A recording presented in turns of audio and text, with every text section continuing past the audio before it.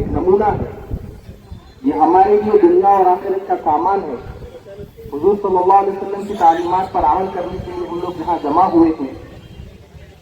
اللہ تعالیٰ قرآن کریم میں فرماتے ہیں فاستغفروا ربکم انہ کان غفارا، اپنے رب سے، اللہ تبارک و تعالیٰ سے استغفار کرو، انہ کان غفارا، بے شک اللہ تعالیٰ بہت معاف کرنے والے۔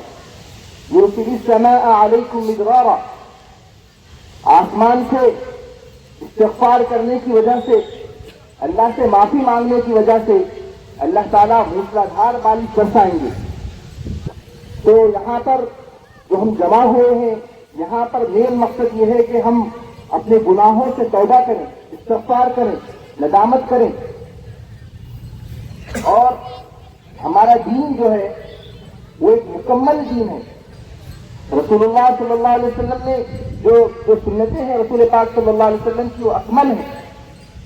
حضور صلی اللہ علیہ وسلم نے ہر موقع پر ہمارے لیے اسوہ چھوڑا ہے، ایک نمونہ چھوڑا ہے۔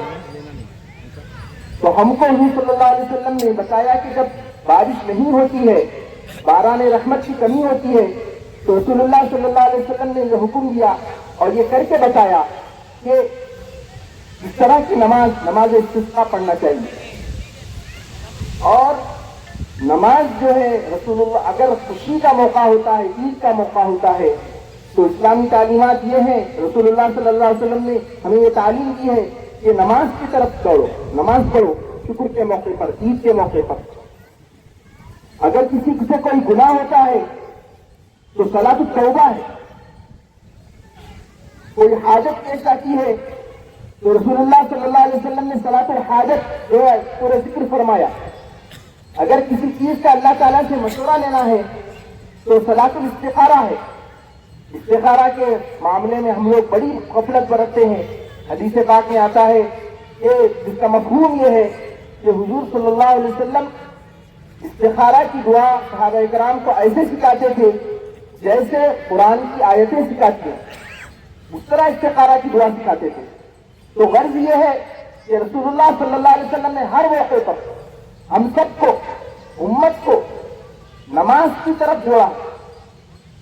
شکر کا موقع ہو یا اللہ سے مانگنے کا موقع ہو یا اللہ سے جو ہے مشورہ کرنے کا موقع ہو، ہر موقع پر اللہ نے نماز کی طرف توجہ فرمائی۔ نماز کی طرف حضور صلی اللہ علیہ وسلم نے ہم کچھ کی تعلیم دی ہے۔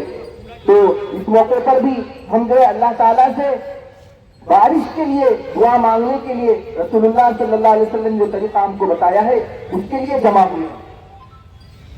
اور سورج اور چاند گرہن بھی جب ہوتا ہے تو نماز کا حکم دیا ہے، صلاۃ الخسوف، صلاۃ الخسوف۔ تو الغرض یہ ہے کہ نماز جو ہے ہمارے دین کا ستون ہے، اس کو ہمیں بھولنا نہیں چاہیے، ہر وقت نماز کا ہمیں اہتمام کرنا چاہیے۔ رسول اللہ صلی اللہ علیہ وسلم جب آخری وقت تھا تو صحابہ کرام رضوان اللہ تعالی علیہم اجمعین کو یہ حکم دیا کہ مجھے اٹھا کر لے جاؤ نماز کے لیے۔ تو نماز کا ہمیں خوب اہتمام کرنا چاہیے اور استغفار کا اہتمام کرنا چاہیے۔ اللہ تعالیٰ جو ہے بارش کو برستی ہے، اس کے نہ برسنے کے رسول اللہ صلی اللہ علیہ وسلم نے چند وجوہات بتائے ہیں، اسباب بتائے ہیں۔ اس میں سب سے بڑا سبب زکوٰۃ نہ دینا۔ زکوٰۃ کا جس طرح دینا چاہیے اس طرح نہیں دیتے ہم لوگ۔ تمام چیزوں میں تو بہت حساب کرتے ہیں، لیکن زکوٰۃ کا اللہ کے حکم کا معاملہ آتا ہے تو اس وقت سراسری زکوٰۃ دی جاتی ہے۔ تو زکوٰۃ کے نہ دینے کی وجہ سے اللہ تبارک و تعالیٰ اپنے باران رحمت کو روک دیتے۔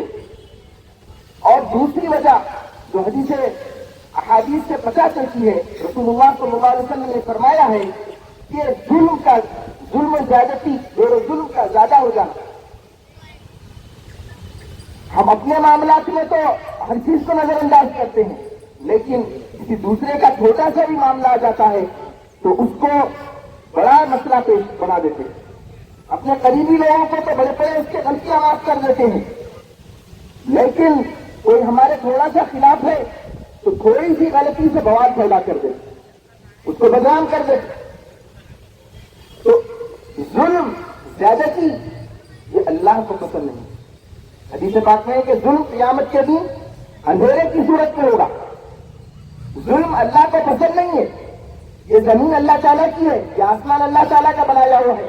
مخلوق کو کسی دوسرے مخلوق پر ظلم کرنا, ظلم روا رکھنا, یہ ہرگز جائز نہیں ہے. اور اس کا وبال یہ ہوتا ہے کہ اللہ تعالیٰ بارش کو روک دیتے. اور پانی کا نہ برسنا یہ بہت بڑا اللہ کا جو ہے عذاب ہے ہمارے اوپر, بارش نہ ہونا. بہت سے شہر ماضی میں پاسٹ میں ایسے ہیں کہ وہ شہر تھے لیکن بعد میں ایسا ہوگا کہ آبادی ختم ہوگی وہاں پہ. تو معلوم کیا گیا کہ کیوں ختم ہوئی؟ تو معلوم ہوا کہ وہاں پر پانی کی قلت ہو گئی.